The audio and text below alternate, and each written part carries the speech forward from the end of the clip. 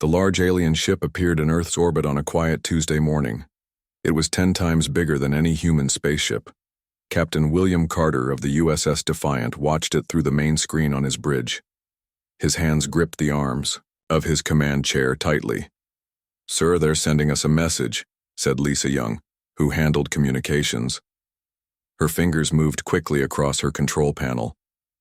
"Let's hear what they have to say," Carter replied, sitting up straighter. The screen changed to show an alien with blue skin and a long, narrow head. It had 4 black eyes that blinked in an odd pattern.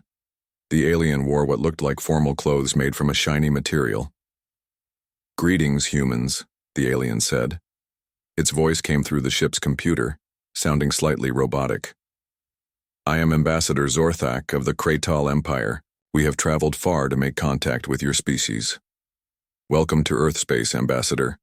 I'm Captain William Carter of the United States Space Force. We're honored by your visit." The alien made a gesture that might have been a bow. "The Kratal are pleased to add Earth to our catalog of developing worlds. We represent the Galactic Concord, an alliance of advanced civilizations." Carter exchanged glances with his second-in-command, Paul Howard. This was huge news. Humans had always wondered if alien life existed, and now they had proof. But something in the ambassador's tone made Carter uneasy. "We would like to establish formal relations," Carter said carefully. "Perhaps we could arrange a meeting with our world leaders." "Yes, that would be appropriate," Zorthak agreed. "We will send a delegation to your planet in 3 of your Earth days. Please prepare your leaders." After the call ended, the bridge crew broke into excited conversation. "Did that really just happen?" asked John Miller, the weapons officer. He was young and eager, having joined the Space Force just 2 years ago. "It happened," Carter confirmed, "and we need to report to Earth Command immediately. This changes everything." 3 days later, the alien delegation met with the United Nations Security Council in New York. The room was filled with world leaders, military officials, and scientists. Captain Carter stood at the back, watching carefully. Ambassador Zorthak towered over the humans. He was nearly 7 feet tall. 2 other aliens stood behind him, carrying what appeared to be data devices. "The Kratal Empire welcomes Earth into the galactic community," Zorthak announced. "We have studied your civilization from afar and believe you have potential despite your technological limitations." The UN Secretary-General stepped forward. "We thank you for this opportunity and look forward to learning from your advanced civilization. Perhaps we can begin with cultural and scientific exchanges?" "Of course," the ambassador replied. "But first we must assess your defensive capabilities. It is standard protocol for first contact situations." Some of the military leaders shifted, uncomfortably. General Frank Patterson of the United States leaned forward. "May I ask why that's necessary?" The ambassador's 4 eyes blinked rapidly. "For your protection, of course. The galaxy can be dangerous. Some species are not as peaceful as the Kratal." After some discussion, the Security Council agreed to share information about Earth's military technology. It was a gesture of trust, they reasoned. Besides, if the aliens wanted to attack, they could have done so already. 1 week later, Ambassador Zorthak requested another meeting. This time, only military leaders and key scientists were present. Dr. Olivia Dawson, Earth's leading expert on newly shared alien technology, sat next to Captain Carter. "We have reviewed your weapons systems," Zorthak began. His mouth formed what humans now recognized as a smile, but it didn't reach his eyes. "Your reliance on projectile weapons and basic nuclear devices is interesting." General Patterson frowned. "Interesting how?" "Most civilizations develop energy-based weapons before achieving space travel," Zorthak explained. "Your path of development is unusual. Your most advanced weapons would be considered quite primitive by Concord standards." Carter saw Patterson's face redden slightly. No military leader liked hearing their forces described as primitive. "Our weapons have served us well," Patterson said evenly. "Against other humans, certainly," the ambassador agreed. "But they would be largely ineffective against modern galactic threats." The alien turned to display some images on a large screen. "These are our standard defensive systems. Our ships use energy shields that can absorb and redirect most forms of energy, including your nuclear explosions. Our hull materials can withstand extreme temperatures and pressures. The room fell silent as the humans processed this information. Earth's most powerful weapons might be useless against these aliens.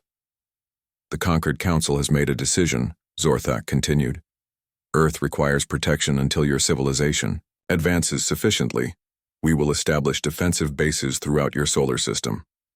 That's very generous, the Secretary General said carefully. But we haven't requested such protection. It is not a request, Zorthak replied, his tone still pleasant. It is Conquered policy for developing worlds. We will begin construction immediately. After the meeting, Captain Carter found Dr. Dawson studying the alien technology data they had been given. They think we're children, Carter said quietly. Did you see how they smiled when talking about our weapons? Olivia nodded, her eyes not leaving her tablet. They're underestimating us, Will. That might be the only advantage we have. What do you mean? She looked up at him, her expression serious.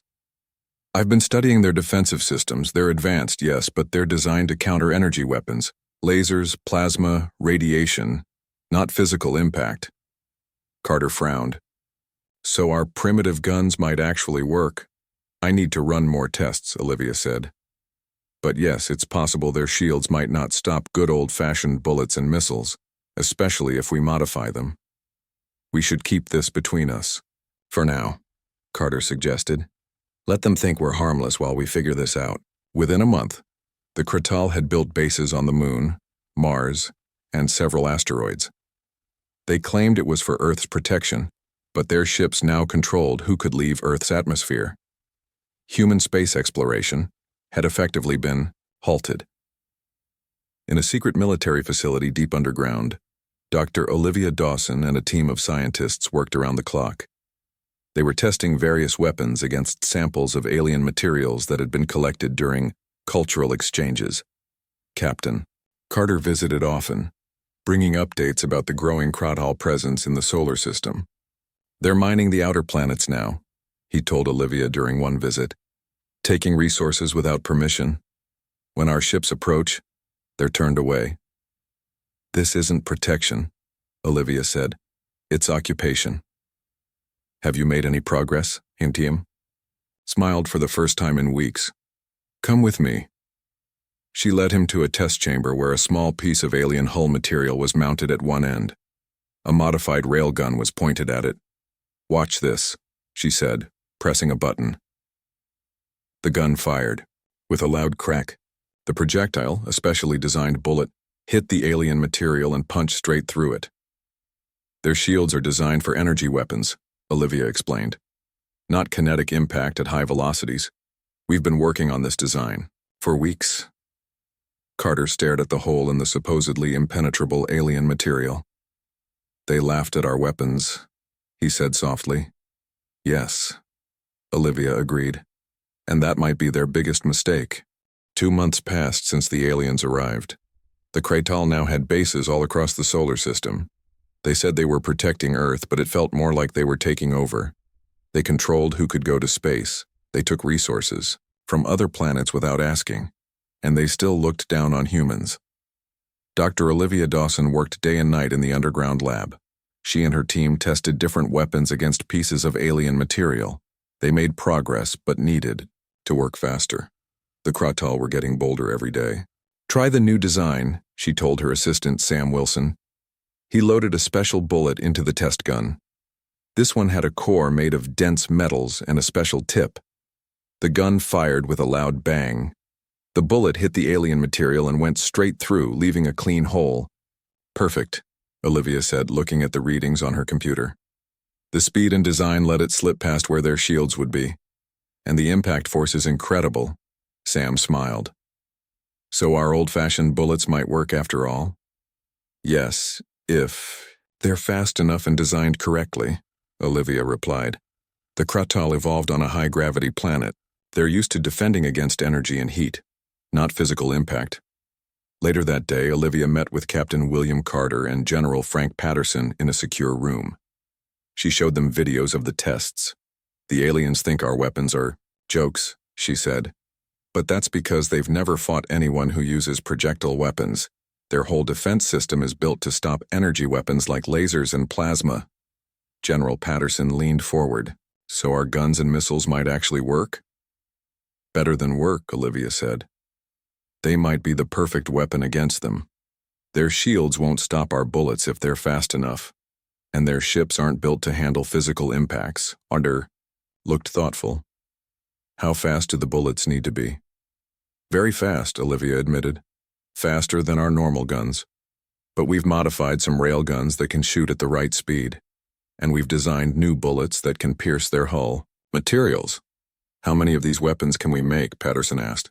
We've already started production in secret factories, Olivia explained. We can have enough for a first strike in about 3 weeks. Patterson nodded. Good. Keep working. I'll update the president. As they left the meeting, Carter pulled Olivia aside. Are you absolutely sure about this?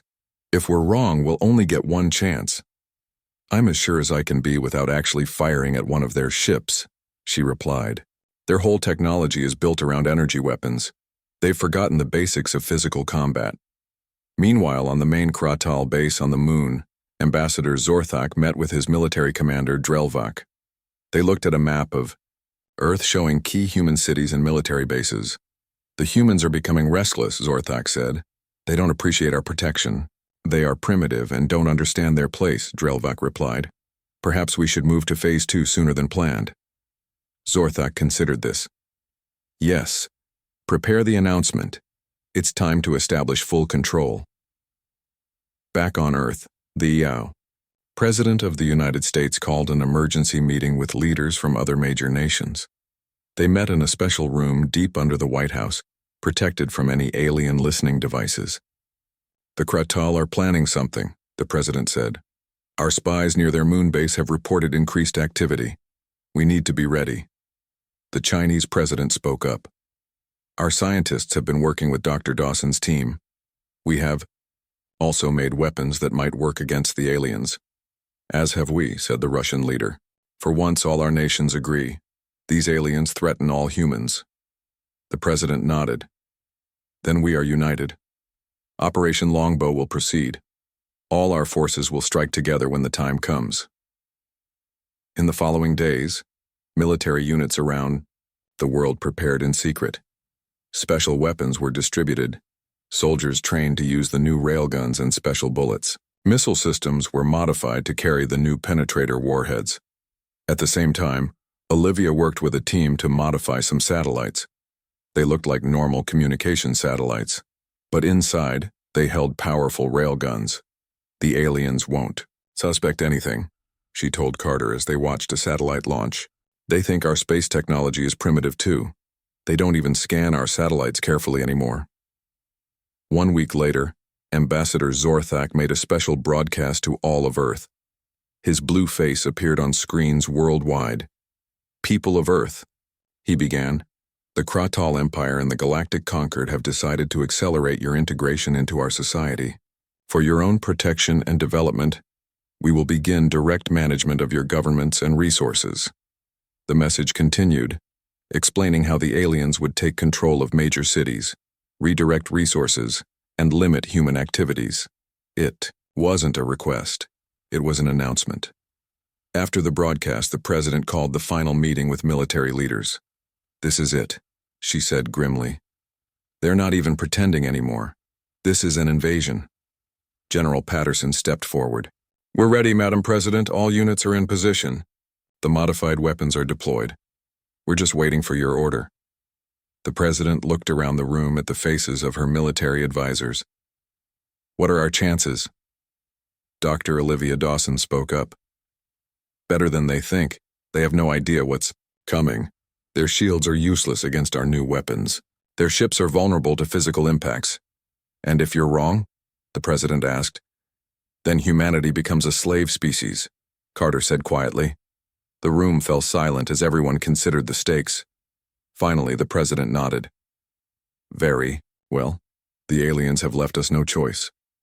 We strike tomorrow at dawn. Send the code to all allied nations. As the meeting ended, Carter and Olivia walked together down the hallway. "Tomorrow we find out if we're right," Olivia said, her voice tense. "We'll be right," Carter assured her. "The Kratal made a classic mistake. They judged us by their standards, not ours. They thought their way was the only way." "Let's hope that mistake costs them the war, not us," Olivia replied. That night, as the Earth turned slowly toward dawn, millions of soldiers and civilians prepared for the fight of their lives. Special forces moved into position near alien outposts. Modified satellites silently changed their orbits. Naval ships with new weapon systems sailed toward key positions. The Kratal, confident in their superior technology, noticed nothing unusual. They continued their plans, unaware that their dismissal of human weapons was about to become their biggest mistake. As the first light of dawn touched the eastern edge of the world, humanity prepared to show the aliens exactly how wrong they had been to laugh at human weapons. The attack began exactly at dawn. All across the world at the same moment, humans launched their strike against the Kratal aliens. In orbit, the modified satellites fired their hidden railguns at alien ships. On Earth, special forces attacked the alien outposts with the new weapons.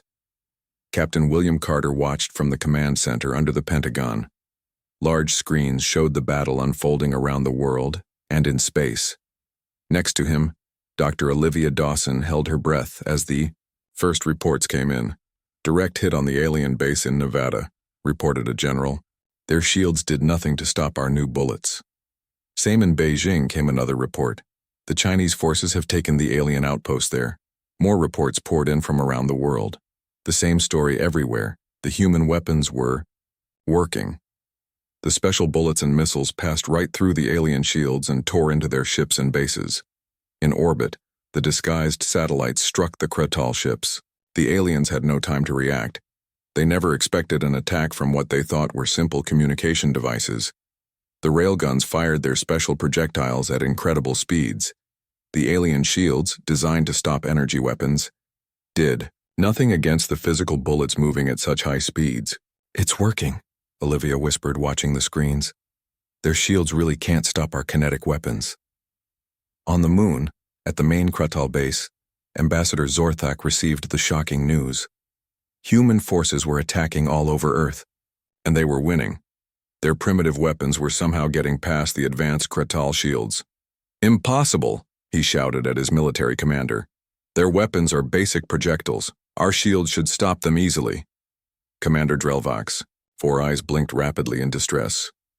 "The human weapons are moving much faster than our data suggested, and they've designed them specifically to penetrate our shields and hulls. They've been planning this." "Send our ships to crush them," Zorthak ordered. "Use maximum force." But the Kratal ships were already under attack from the modified satellites. Many were damaged or destroyed before they could respond. The few that managed to fight back found their weapons less effective than expected. Humans had studied the alien energy weapons and developed simple but effective countermeasures. Back in the Pentagon Command Center, a cheer went up as more reports of success came in. General Frank Patterson approached Carter and Olivia. "Our president wants a report," he said. "How are we doing overall?" "Better than expected," Carter replied, pointing to the main screen. "We've destroyed or disabled about 70% of their forces on Earth. Their ships in orbit are in disarray. They never expected us to fight back so effectively." "What about the moon base?" Patterson asked. "That's next," Olivia said. "We've launched the special missiles from our Pacific base. They should reach the moon in about 3 hours. Patterson nodded. "Good. Keep me updated." He left to brief the president. Carter turned to Olivia. "You did it. Your theory was right." She shook her head. "We all did it. And we're not done yet. The Kratal will adapt. They're not stupid, just overconfident." As if proving her point, the remaining alien ships began to change tactics. They moved erratically, making it harder for the railguns to hit them.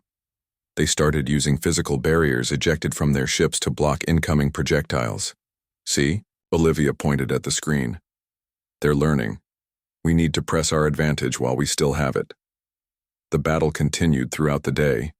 Humans took control of most alien outposts on Earth. The space battle was more even, with both sides taking losses. But humanity had the element of surprise, and that made the difference. 3 hours later, the special missiles reached the moon. They had been designed to fly a path that kept them hidden from alien sensors until the last moment. When they struck the main Kratal base, the explosions were visible from Earth, bright flashes on the moon's surface. In the command center, everyone watched nervously. The moon base was the aliens' headquarters. If it survived, the Kratal might still turn the tide. "We have confirmation," announced a communications officer. "Direct hits on the main base. Their central shield generator is destroyed." More missiles struck the base, followed by a special force of space marines in ships that had been hidden in Earth orbit. The humans landed on the moon and stormed the damaged base. Inside the moon base, Ambassador Zorthak and Commander Drelvak were in the emergency bunker. Alarms blared as the base shook from another explosion. "How could this happen?" Zorthak demanded. "They are primitives." "We underestimated them," Drelvak admitted. "Their weapons are simple but effective against our defenses. We never considered that physical projectiles could be so dangerous if they move fast enough. We must contact the Conquered for reinforcements," Zorthak said.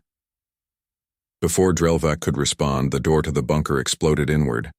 Human soldiers in spacesuits rushed in, their weapons aimed at the aliens. "Ambassador Zorthak," said the lead soldier through his suit's speaker. "By order of Earth's united governments, you are under arrest for attempted invasion of our planet." Back on Earth, Carter and Olivia received the news that the moon base had been captured and the ambassador taken prisoner. The remaining alien ships were retreating to the outer solar system. "We did it," Carter said, allowing himself to smile for the first time that day. "We actually defeated them." "For now," Olivia cautioned. "The Kratal will report to their empire. They might come back with more ships better prepared for our weapons. Then we'll be ready," Carter replied. "Now that we know their weakness, we can develop more weapons to exploit it." The president appeared on the main screen, addressing all command centers worldwide. "People of Earth, today we have won a great victory.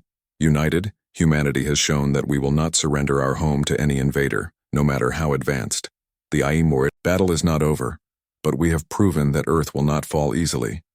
As night fell across America, Carter and Olivia left the command center and stepped outside. The sky was filled with unusual lights, the debris from destroyed alien ships burning up in the atmosphere. "It's beautiful in a way," Olivia said, looking up. "Yes," Carter agreed. "And a reminder that we need to be ready for what comes next." "What do you think will happen to Ambassador Zorthak?" she asked. "That's for the world leaders to decide," he replied. "But I think he'll be a valuable bargaining chip when the Kratal Empire comes looking for their missing expedition." They stood in silence for a moment, watching the lights in the sky. The future was uncertain, but for the first time since the aliens arrived, it felt like humanity had a fighting chance. The Kratal had laughed at human weapons, and now they were paying the price for that mistake. 1 month passed since the Great Battle. Humans had won the first fight against the Kratal aliens, but everyone knew the war wasn't over. The alien ambassador, Zorthak, was held in a special prison. Scientists studied the captured alien ships and bases, learning all they could from the advanced technology. Captain William Carter had been promoted to colonel for his role in the victory. He now led the new Earth Defense Force, a military group made up of soldiers from all nations. Dr. Olivia Dawson worked with him, heading the science division that created new weapons and defenses. They were in a meeting at the United Nations, building in New York when the news came. A massive fleet of alien ships had appeared near Jupiter. "How many?" Carter asked the messenger who had rushed in. "At least 50 large warships, sir. Much bigger than the ones we fought before." The room fell silent. Earth had won against about 20 smaller ships. 50 large warships was a much bigger threat. "They've come for revenge," said General Patterson, who now represented the United States in the Earth Defense Council. "Or to finish what they started," added the Chinese general, Liu Wei. Olivia studied the images of the new ships on her tablet. "These are different from the ones we fought. More armor, probably better shields too. They've learned from their defeat." Can our weapons still work against them? Carter asked her. I think so, but we'll need to make them even faster and stronger, she replied. And we'll need more of them. The council decided to send a message to the alien fleet. They would use Ambassador Zorthak to communicate with his people. Maybe they could find a peaceful solution. In a secure room, Zorthak was brought before a video camera. Carter and Olivia watched from behind a glass wall. Your people have returned, Ambassador, Carter said. A large fleet near Jupiter. We want to avoid more fighting. Will you help us talk to them? The alien's 4 eyes blinked slowly. He seemed thinner than before, but still proud. You humans surprised us. No one has defeated Kratal forces in centuries. The fleet has come to restore our honor or destroy your world. We don't want either of those things, Carter said firmly. We just want peace and our freedom. The Concord does not allow defeat, Zorthak replied. But I will speak to the fleet commander. Perhaps there is a way to avoid your extinction. The video call to the alien fleet was tense. The new commander, a large Kratal named Grelzak, appeared on screen. His skin was darker blue than Zorthak's, and he wore a military uniform covered in symbols. Ambassador, you live. That is fortunate, Grelzak said. The humans will release you immediately. Commander, the situation is complex, Zorthak replied carefully. The humans defeated our forces using unexpected weapons technology. They kept me alive when they could have killed me. I suggest we consider a new approach. The commander's eyes narrowed. Your failure does not require a new approach. It requires correction. We will burn their cities until they surrender you and accept their place in the Concord. That would be unwise, Zorthak said, surprising both the humans and the commander. Their weapons can penetrate our shields. They have had time to build more. Many ships would be lost. You speak like a coward, Grelzak growled. Has your captivity broken your spirit? I speak like one who has seen their capabilities firsthand, Zorthak countered. The humans are primitive in some ways, but their weapons are effective against us. The Concord Council should be informed before you start a war we might not win. Easily. After more argument, the call ended. The commander gave Earth 3 days to release Zorthak and surrender, or face destruction. Well, that could have gone better, Carter said as they left the communication room. Actually, it was interesting, Olivia noted. Did you see how Zorthak tried to warn the commander about our weapons? He's seen what we can do. He's trying to prevent more Kratal deaths.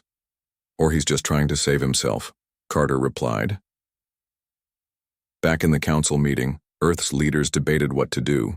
Some wanted to release Zorthak as a gesture of peace. Others wanted to keep him as protection.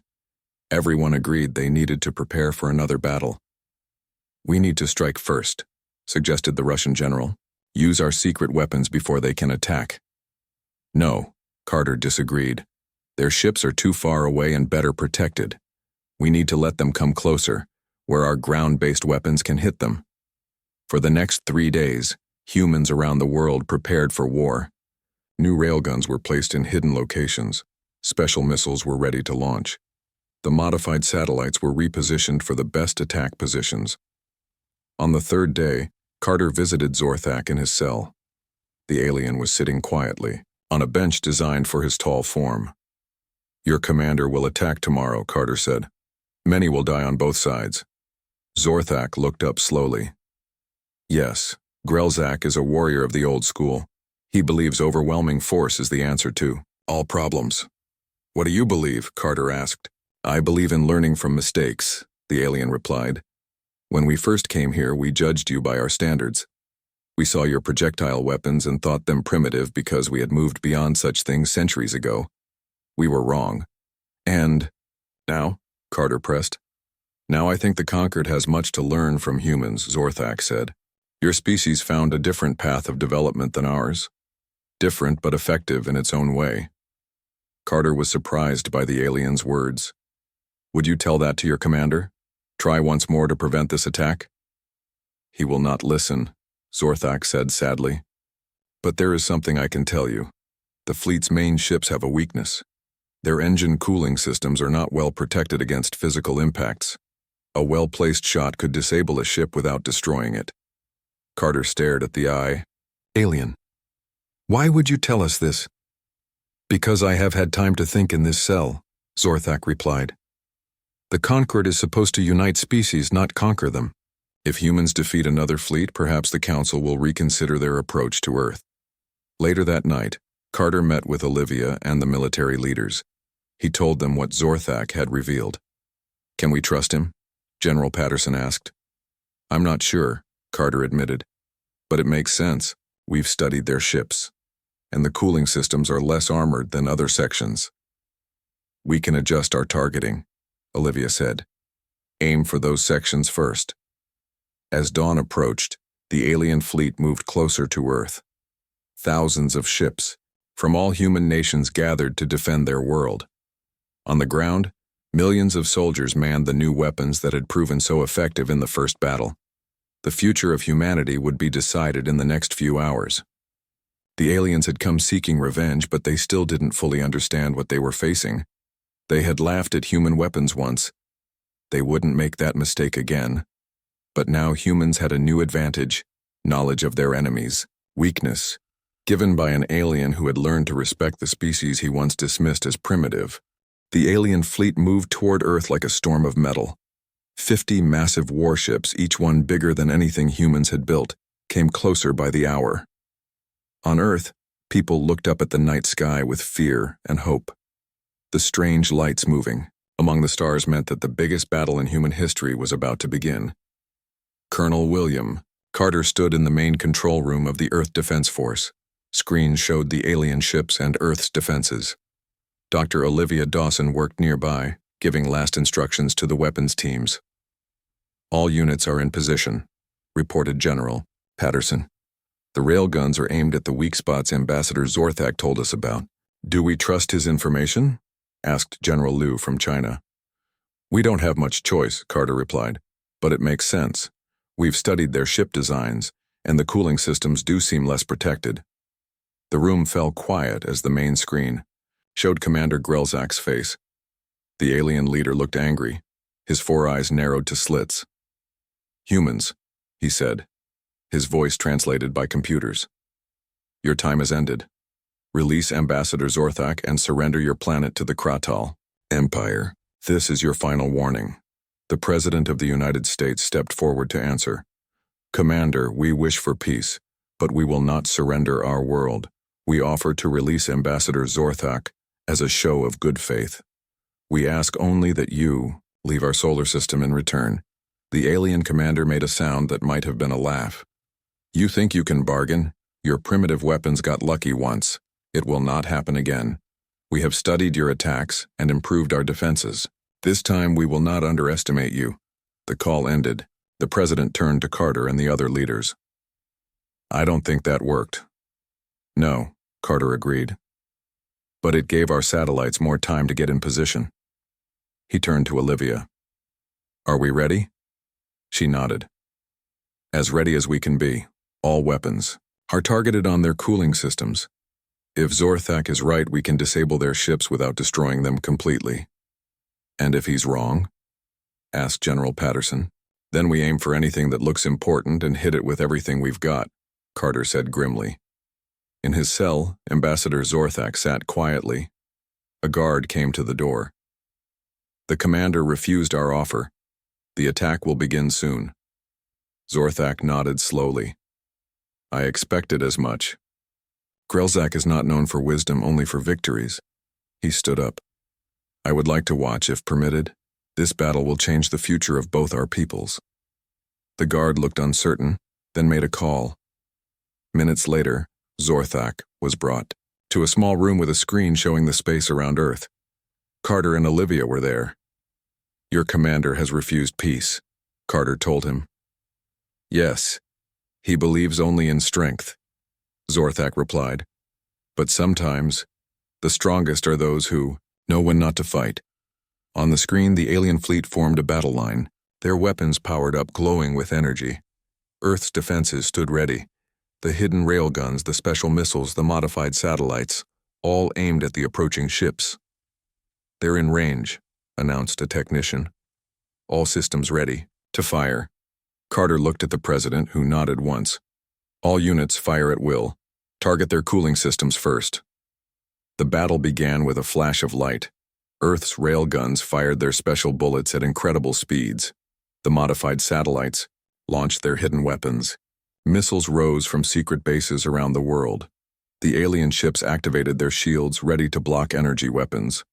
But just like before, the physical projectiles passed right through, hitting the ships directly. This time, though, they were aimed precisely at the cooling systems Zorthak had identified. The effect was immediate. Several alien ships lost power as their engines overheated. They drifted, unable to attack or defend themselves.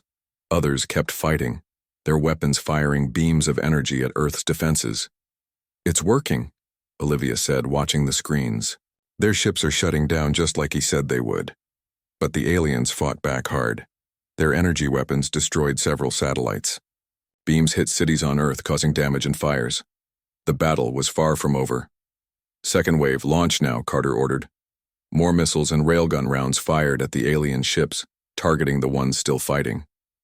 In the small room, Zorthak watched silently.